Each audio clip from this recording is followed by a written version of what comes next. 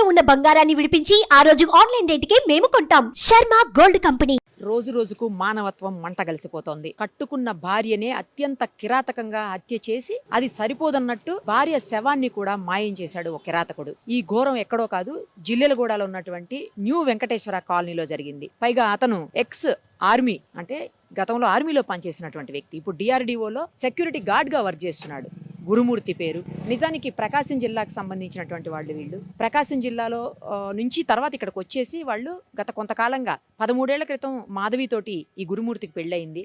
2 పిల్లలు కూడా ఉన్నారు. దారుణంగా ఆమె మీద కేవలం అనుమానంతో హేయమైనటువంటి చర్య ఇది. దారుణంగా చంపినటువంటి పరిస్థితి. చంపిందే కాదు, శవాన్ని కూడా మాయం చేశాడు. ఆ మాయం చేసి ఎంత ఘోరంగా అంటే, చంపిన తర్వాత ఆమెను ముక్కలుగా కోసి ఆ ముక్కల్ని వేడి నీళ్ళల్లో ఉడకబెట్టి మళ్ళీ వాటిని ఎండబెట్టి పౌడర్ చేసి బకెట్లో కలిపి పక్కనే ఉన్నటువంటి జిల్లెలగూడ చెరువులో కలిపేశాడనమాట. ఇంత దారుణం అంటే, అసలు ఒకవేళ నచ్చకపోతే, ఇష్టం లేకపోతే వదిలేయొచ్చు, ఆమె పాటికి ఆమెని ఉండనియొచ్చు, ఇతని పాటికి ఇతను ఉండొచ్చు. 2 పిల్లలు ఉన్న తర్వాత కూడా 13 ఏళ్ళు కాపురం చేసిన తర్వాత భార్య మీద అనుమానంతో కేవలం ఇంత ఘోరంగా చంపి, పైగా పోలీసుల దగ్గర చంపాను, ఎవిడెన్స్ లేదు కదా, రేపు పొద్దున కోర్టులో చూసుకుందాం అని చెప్పేసి మాట్లాడుతున్నాడు. అంటే ఎంత ధైర్యము!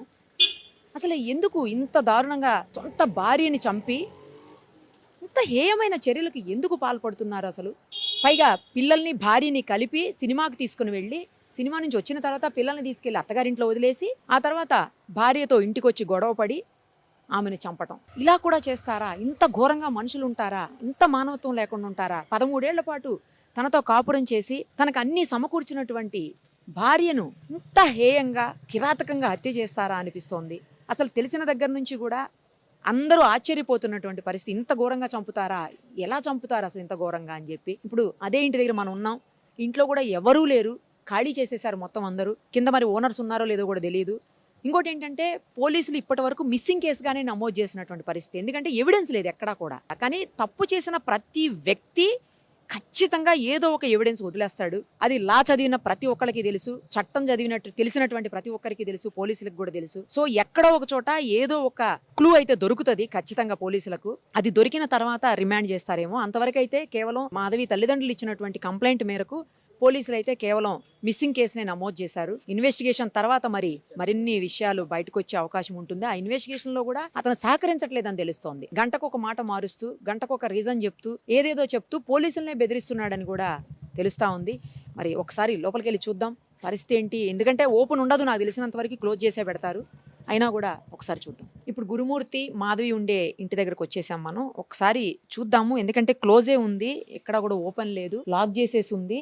జస్ట్ ఒక విండో మాత్రమే ఓపెన్ అయి కనిపిస్తా ఉంది. ఆమెను చంపింది కూడా ఇదే ఇంట్లో గురుమూర్తి. బయటంతా కూడా ఇగో వాషింగ్ మిషన్, కొన్ని కూరగాయలు లాకేసి ఉంది అయితే చూడండి ఫస్ట్.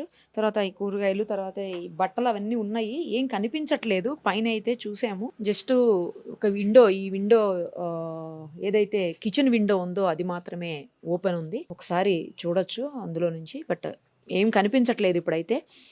ఫోరెన్సిక్ వాళ్ళు కూడా చెక్ చేశారు డ్రైనేజ్ పైప్ లైన్ అని తెలుస్తూ ఉంది. అతను రకరకాల వెర్షన్స్ వినిపించడం. ఒకసారి ఏమో అవును చంపాను, కానీ ఆధారాలు ఎక్కడున్నాయి, ఏం చేస్తారు, కోర్టులో చూసుకుంటానే ఏమన్నా ఉంటాయని చెప్పి పోలీసుల మీదే ఫైర్ అవుతున్నాడని చెప్పి తెలుస్తోంది.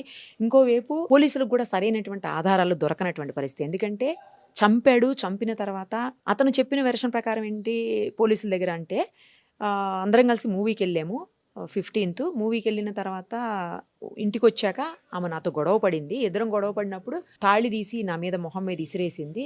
ఆ కోపంలోనే నేను ఆమెను గోడకేసి కొట్టినప్పుడు ఆమె కింద పడిపోయింది. స్పృహ తప్పి పడిపోయింది అనుకున్నా కానీ చనిపోయింది అనుకోలేదు. కానీ చనిపోయింది. ఎట్లయినా శవాన్ని మాయం చేయాలి అని చెప్పి డిసైడ్ అయ్యి నేను ఆమెను ముక్కలుగా కట్ చేసేసి, మెత్తటి పార్ట్స్ ఏవైతే ఉంటాయో అవన్నీ కూడా కట్ చేసి, ఆ తర్వాత వాష్రూమ్లోకి తీసుకెళ్ళి అక్కడ గీజర్ ఆన్ చేసి ఆ హాట్ వాటర్లో ఆమె పార్ట్స్ వేసి ఆ తర్వాత ఒక 6 hours అట్లానే వదిలేసి, అవి డ్రై అయిపోయాక తీసుకొచ్చి పౌడర్ లాగా చేసి, వాటిని చిన్న చిన్న పీసులు చేసి పౌడర్ లాగా చేసి తీసుకుపోయి జిల్లెలగూడ చెరువులో వేశాను అని అతను చెప్పటం. కానీ ఆధారాలు ఏమున్నాయి, నేను చంపాను అని చెప్పాడని చెప్తున్నారు. బట్ ఏది అనేది కూడా స్పష్టత అయితే లేదు ఇప్పటి వరకు. ఏం జరిగింది, ఎలా చనిపోయింది ఆవిడ, ఆ చనిపోయిన తర్వాత ఆమె బాడీని ఏం చేశాడు అనేది అయితే, ఎందుకంటే గంటకు ఒక మాట చెప్తున్నాడని చెప్పి పోలీసులు కూడా అంటా ఉన్నటువంటి సిచ్యుయేషన్ ఉంది.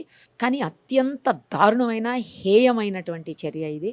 ఒకవేళ ఇష్టం లేకపోతే ఆమె మీద నిజంగా అనుమానం అనేది ఉంటే వదిలేయచ్చు, డైవర్స్ తీసుకోవచ్చు, లేదంటే అతను బ్రతికేది అతను బతకొచ్చు, ఆమె పాటికి ఆమె వదిలేయచ్చు.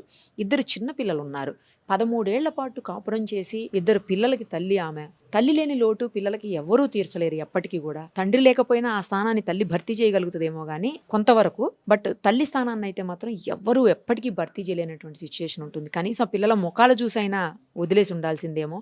అలా కూడా కాకుండా 13 ఏళ్ల పాటు కాపురం చేసినటువంటి తన భార్యను అత్యంత కిరాతకంగా హత్య చేయటం, అంతటితో ఊరుకోకుండా అసలు ముందు మనకు వచ్చిన న్యూస్ ఏంటంటే కుక్కర్లో పెట్టి ఉడికించాడు అని చెప్పేసి. మరి ఇప్పుడు పోలీసుల దగ్గరేమో హాట్ వాటర్లో గీజర్ ఆన్ చేసి హాట్ వాటర్లో వేసాడు అని చెప్పేసి.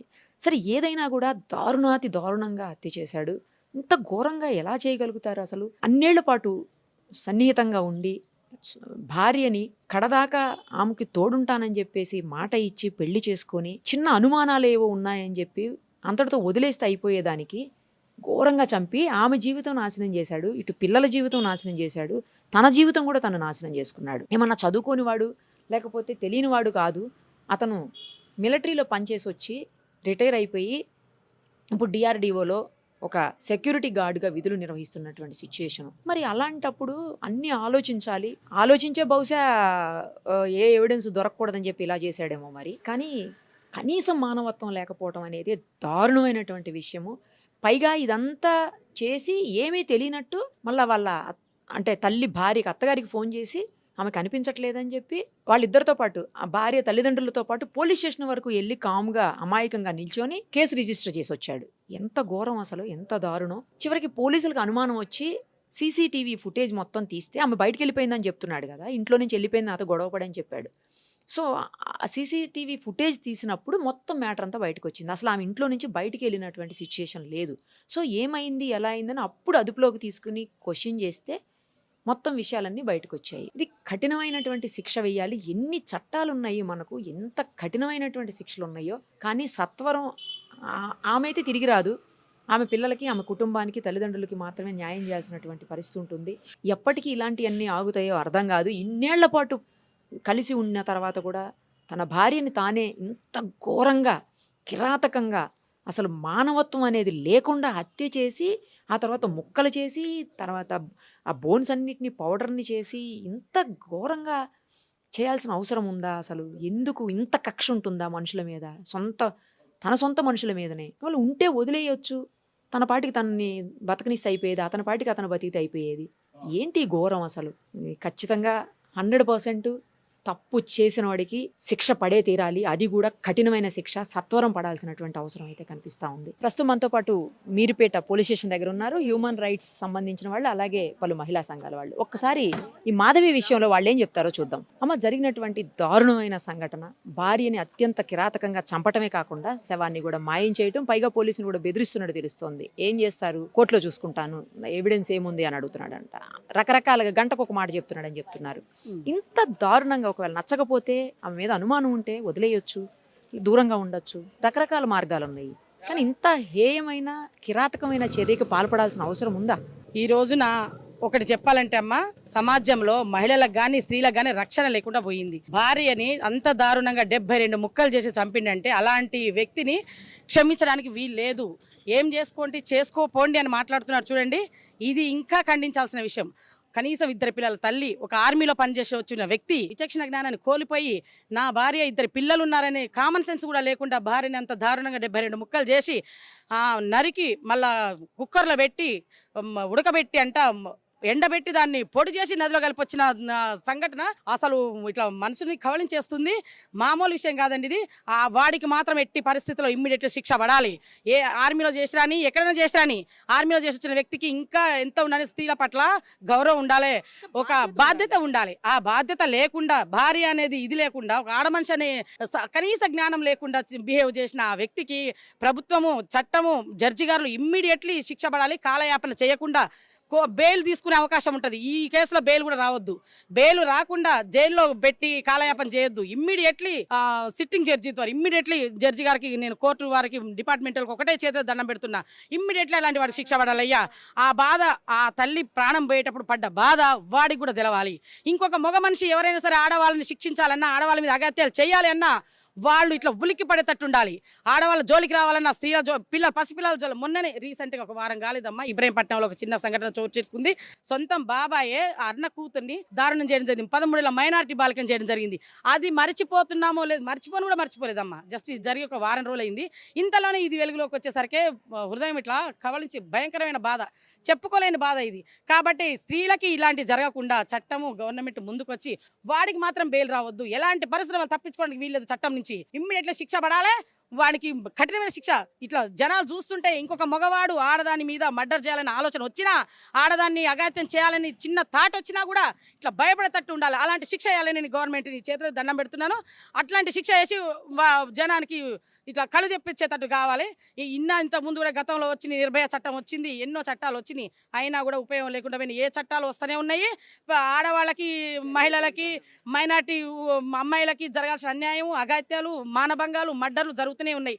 కాబట్టి వీటిని ఇంకా సీరియస్గా తీసుకొని గవర్నమెంట్ ఇంకా కొంచెం ఒక్క అడుగు ముందుకేసి నేను ముఖ్యమంత్రి గారిని రేవంత్ రెడ్డి గారిని అయ్యా చేతులతో దండం పెట్టి చెప్తున్నాను. ఆడవాళ్ళకి రక్షణ కలిపేయండి, స్త్రీలకి కొంచెం మాకు సెక్యూరిటీ కలిపేయండి. ఎక్కడ చూసినా మానభంగాలు, మర్డర్లు తప్ప వేరేది లేదు. ఆడ మనిషి ఈ రోజున బయటికి రావాలంటే భయపడే పరిస్థితి. ఇంట్లో గృహిణి కానించి ఉద్యోగం చేసే మహిళ వరకు, ఇంట్లో ఉన్న ఆడమనిషి 2 పిల్లల తల్లి చక్కగా సంసారం చేసుకున్న భార్యను కూడా అనుమానంతోని భర్త ఈరోజు ముక్కలు చేసి చంపేయడం పరిస్థితి జరిగింది.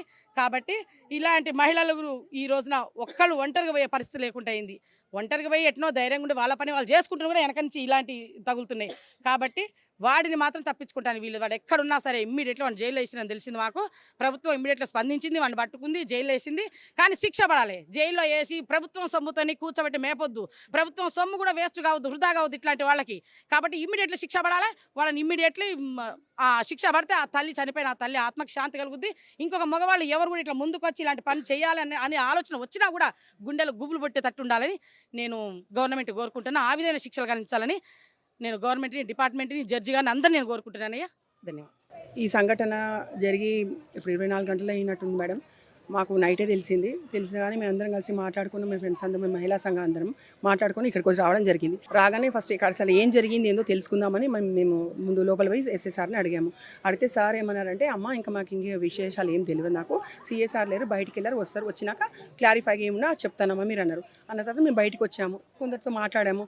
ఏం చెప్తున్నారంటే అక్కడ ఉన్న వాళ్ళ ఏరియా వెళ్దాం అనుకుంటున్నాం మేడం. అక్కడికి అంతలోపే మీరు వచ్చారు, అక్కడ వెళ్ళి కనుక్కుందాం అసలు అమ్మాయి ఏంది, అమ్మాయి నిజమా మాట్లాడలేదా, అసలు పోనీ ఆ అమ్మాయి మంచిదా కాదా, అతను అంత కఠినంగా చంపే అవసరం ఏమొచ్చింది.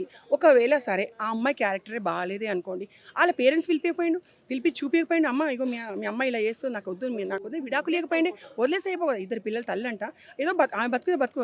కానీ ఇంత కఠినంగా చంపిండంటే నాకు వాడు సైకోలాగా కొడుతుంది మేడం. వాడు మనిషి కాదు, వాడు ఒక పెద్ద సైకో. వాడు ఇప్పుడు ఏది చేసేటంటే వాడిని ఇంకా గాలికి ఇచ్చిపెడితే ఇంక ఇలాంటి ఎన్నో దారుణాలు చేసే అవకాశాలు ఉన్నాయి. కాబట్టి వాడిని ఖచ్చితంగా వానికి శిక్షించాల్సిందే. అమ్మాయికి ఎలా జరిగిందో సాయం అలా శిక్ష మనకి ఇస్తేనే కరెక్ట్ న్యాయం జరిగినట్టు నేను అనుకుంటున్నాను మేడం. ఒక స్త్రీగా ఒక అమ్మాయికి జరిగిన సంఘటన ఎలా జరిగిందో సేమ్ అతను కూడా అలాంటి శిక్ష చేస్తేనే అప్పుడు న్యాయం జరిగిందని నేను అనుకుంటున్నాను మేడం. తక్షణం ఇది జరిగింది కాబట్టి ఇమీడియట్లీ యాక్షన్ తీసుకొని నెగ్లెక్ట్ చేయకుండా, టైం వేస్ట్ చేయకుండా ఎమ్మటే వీళ్ళు ఎంక్వైరీ మొదలుపెట్టి అతన్ని మాత్రము కఠినంగా శిక్షించి ఎమ్మటే అతనికి ఉరేయాలి. ఇప్పుడు బయట దేశంలో ఏమైనా జరిగింది అనుకో మేడం, 1/4 సెక్షన్ షూట్ చేస్తారు కదా, ఆ జీవో తీసుకురావాలని మేము ప్రభుత్వాన్ని కోరుకుంటున్నాము. ఇక్కడ డిపార్ట్మెంట్ వాళ్ళకు కూడా ఆ జీవో చేయాలని సుప్రీంకోర్టు వాళ్ళని మేము కోరుకుంటున్నాం. లేడీస్ మీద, చిన్నారుల మీద ఎన్నో అవుతున్నాయి మేడం. జైలు ఏమవుతుంది అని వాళ్ళు చేస్తుర్రు, జైలు పోతున్నారు, మంచి తిని ఉంటుర్రు, మేపి వదిలిపెడుతురు. వాడికి బతుకైతే ఉంది కదా. ఇప్పుడు చనిపోయిన వాళ్ళని వాళ్ళ బాధ వాళ్ళ పిల్లలు పాటిస్తారు. వాడికి ఏంది, వాడు ఇంకో ఆడది వస్తుంది, ఎవరో దిక్కుమాలిన వాళ్ళని చేసుకొని ఉంటాడు, వాడిని వాడు బతుకుతారు. పిల్లలు అన్యాయం అయిపోతారు. ఆడోళ్ళకి ఏది తోడు లేక అర్థంగా చనిపోతున్నారు మేడం. ఇది మాత్రం జీవదేవాలని మేము మహిళా సంఘాల తరఫున కోరుకుంటున్నాం. ఇది పండగ ముందు రోజు జరగడం అయిందంట. పండగ నుంచి ఆయన మభ్య పెడతానే ఉన్నాడు, ఇటు పోలీసుల్ని, అటు కుటుంబంలో ఉన్న వ్యక్తుల్ని అందరినీ.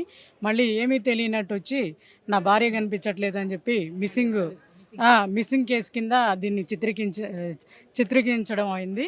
మళ్ళీ ఇప్పుడు పోలీసులు కూడా మేము ఇక్కడికి వెంటనే ఈ విషయం తెలుసుకున్న వెంటనే మీర్పేట పిఎస్కి మేము రావడం జరిగింది. ఇక్కడికి వచ్చి పోలీసుల్ని అడగటం జరిగింది. లోపల ఎస్ఐ గారు ఉన్నారు.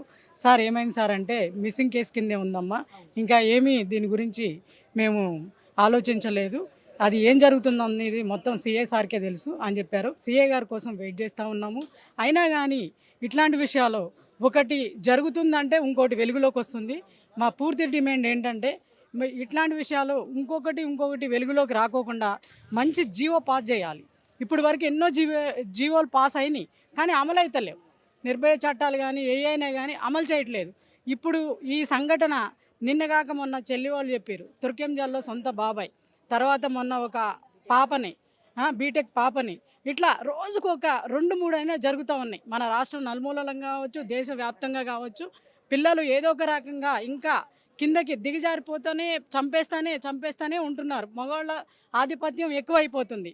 దీనికి ఎవరైనా సరే కఠిన చర్యలు తీసుకోవాలని చెప్పి మేము కోరుకుంటా ఉన్నాం. సుప్రీంకోర్టును డిమాండ్ చేస్తున్నాం ఫస్ట్.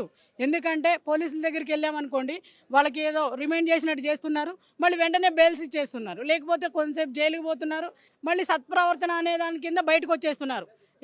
జీవ కారాగార శిక్ష వేసినా కూడా సత్ప్రవర్తన అనే ఒకటి ఉంది కదా మేడం, వచ్చేస్తున్నారు. క్షణిక ఆలోచనలో వీళ్ళు చేస్తున్నారేమో కానీ ఈ జీవితాలు నాశనం అయిపోతున్నాయి. ఒక ఆడది లేకపోతే జన్మే లేదు. ఆడది ఒక దేవుడితో సమానం. మీరు పుట్టుకకు కారణం, మీరు తిరగడానికి కారణం మేము కంటేనే మీరు వాళ్ళ రోడ్డు మీద తిరుగుతున్నారు. మమ్మల్ని చంపేయడానికి చేతులు ఎలా వస్తున్నాయి మీకు? ఆ మనిషి కనుక నిజంగా కూడా ఎట్లానే చేసుంటే ఒక పెద్ద కుక్కర్ తీసుకొచ్చి ఇదే నడి రోడ్లో ఆ మనిషిని అట్లానే వండితే నడి బజార్లో ఇంకొకళ్ళు ఇట్లాంటివి చెయ్యరు. అది మా డిమాండు. పోలీసు వారిని కూడా మేము కోరుకుంటా ఉన్నాం, కాలయాపన చేయకండి, దీన్ని ఏదో తొందరగా ఒక పరిధికి తీసుకురండి, తొందరగా దీని గురించి మీరు ఎంక్వైరీ మొదలుపెట్టండి, ఎంక్వైరీ చేయండి. ఆ నీచుడిని జైలు వరకు వెళ్లకుండా ఇక్కడే ఏదో ఒక రకంగా మీరు జైల్లో కూర్చోబెట్టి మేపకుండా షూట్ చేస్తారా, కోస్తారా, ప్రజలకు అప్పచెప్తారా నిర్ణయించి దాన్ని మీరు వెంటనే మీరు స్పందించాలని చెప్పి మా యొక్క విజ్ఞప్తి అండి. మీడియా మిత్రులు మీరు ఇక్కడికి వచ్చినందుకు ధన్యవాదాలు. దీన్ని కఠిన చర్యలు తీసుకునేలాగా మీరు ముందుకు తీసుకుని వెళ్ళండి. నా పేరు ఇంద్ర, నేను సామాజిక కార్యకర్తని. మరి ఈరోజు మాకు పొద్దున 10 o'clockకి మాకు ఇన్ఫర్మేషన్ యూట్యూబ్ ద్వారా మాకు తెలియడం జరిగింది. దాన్ని చూసి మేము ఇక్కడ రావడం అయింది. రాగానే సిఐ దగ్గరికి వెళ్ళినాము. వెళ్తే సార్ లేడు. ఎస్ఐ దగ్గరికి వచ్చినాము. సార్ ఏం జరిగింది, అసలు ఎందుకు చంపడానికి కారణం ఏంటి, ఒక మహిళని అంత ఘోరాతి ఘోరంగా నరికి చంపడము, ఒక మహిళకు జీవించడానికి కూడా ఒక హక్కు లేకుండా అయిపోయింది అన్నది మాకు చాలా బాధాకరమైన విషయము. ఎందుకంటే మహిళల పట్ల చాలా చట్టాలు వస్తున్నాయి, మహిళలకు అన్ని హక్కులు ఉన్నాయి, మహిళలకు ఇంకెన్ని తీసుకురావాలంటారు. నేను మాట్లాడేటప్పుడు మీకు ఇంకెన్ని కావాలో చట్టాలు చాలా ఉన్నాయి, మీకే ఉన్నాయి అని అంటారు. కానీ ఏమున్నాయి, ప్రాణాలు తీసేంత వరకు తీసినాక కూడా ఏం జరుగుతుంది? తీసి కూడా ఒక జంతువును ఉడకబెట్టినట్టుగా మనుషులను ఉడకబెడితే ఏం చేస్తారు? సమాజంలో మనుషుల్ని తినేస్తున్నారు. అసలు చెప్పుకోవడానికే మాకు బాధ అనిపిస్తుంది. ఏం చేద్దాం అన్నది. చట్టాలు తీసుకొచ్చినప్పుడు వెంటనే షూట్ చేయాలి. కొన్ని 100 కేసులు ఉన్నాయి పోలీస్ స్టేషన్లలో, కొన్ని 100 మంది పిల్లలు అక్కడ అత్యాచారాలు జరిగినాక మళ్ళీ 2వ రోజుకే 3వ రోజుకే 2 నెలలకే 3 నెలలకే తీసుకొచ్చి ఇళ్ళలో మళ్ళీ మేపుతున్నారు. అప్పుడు ఏమైపోతున్నాయి, ఇంకా పెరిగిపోతున్నాయి. యూట్యూబ్లలో చూసుకుంటున్నారు, ఫోన్లలో చూస్తున్నారు. అవి కామన్ అయిపోయింది. ఇప్పుడు ఒక మనిషికి విలువ లేకుండా పోయింది. దీని మీద ఇప్పుడు మహిళల మీద విలువ రావాలంటే మనకు మంచి చట్టం తీసుకురావాలి. మంచి చట్టం ఎలాంటిది, భార్య భర్తలు ఎలా ఉండాలి, మంచి కౌన్సిలింగ్ సెంటర్స్ చాలా తగ్గిపోయినాయి. ఇప్పుడు ఒకప్పుడు ఉండే కౌన్సిలింగ్ సెంటర్స్ ఉండే 14 సంవత్సరాల అమ్మాయిల నుంచి 18 సంవత్సరాల వరకు, మళ్ళీ 36 సంవత్సరాల వరకు అలాగలాగా కౌన్సిలింగ్స్ ఉండే. అవన్నీ కూడా ఇప్పుడు ఎక్కడ ఇస్తున్నారు, ఏ బస్తీలో ఇస్తున్నారు, ఏ గ్రామంలో కౌన్సిలింగ్ సెంటర్లు ఉన్నాయి? లేకనే కదా యూట్యూబ్లు చూసి మహిళల పట్ల కొన్ని ప్రాబ్లమ్స్ జరిగి, అబ్బాయిల పట్ల కొన్ని ప్రాబ్లమ్స్ జరిగి ఇంత ఘోరంగా జరుగుతుంది. అయినా ఒక దేశాన్నే కాపాడే మనిషే ఈ రోజు ఇట్లా చేసిండంటే ఇంకా అసలు ఎలాంటి వాళ్ళని నమ్మాలి? చిన్న స్థాయిలో ఉన్నోడిని నమ్మాలా, పెద్ద స్థాయిలో ఒక ఉద్యోగాన్ని నమ్మాలనా ఆడపిల్లల పట్ల? అందుకే దీని మీద మేము ఏమంటున్నామంటే ఒక మంచి చట్టం తీసుకురండి. ఇప్పటికైనా కూడా చట్టాలు, ఇప్పటి వరకు తెచ్చిన చట్టాలు చుట్టాలయ్యి ఆడ మూలకున్నాయి. ఆ చట్టాలు ఎవ్వరికి ఉపయోగం అన్నది లేదు. ఎట్లాంటి చట్టం అంటే వెంటనే శిక్షకు శిక్ష, అప్పుడే భయం అన్నది ఉంటుంది. మేము దీని మీద ఫుల్గా ఖండిస్తున్నాం. మహిళలకు మంచి చట్టాలు తీసుకురావాలి. సుమన్ టీవీలో మీ పర్సనల్ అండ్ బిజినెస్ ప్రమోషన్స్ కోసం కింది నెంబర్కి కాంటాక్ట్ చేయండి.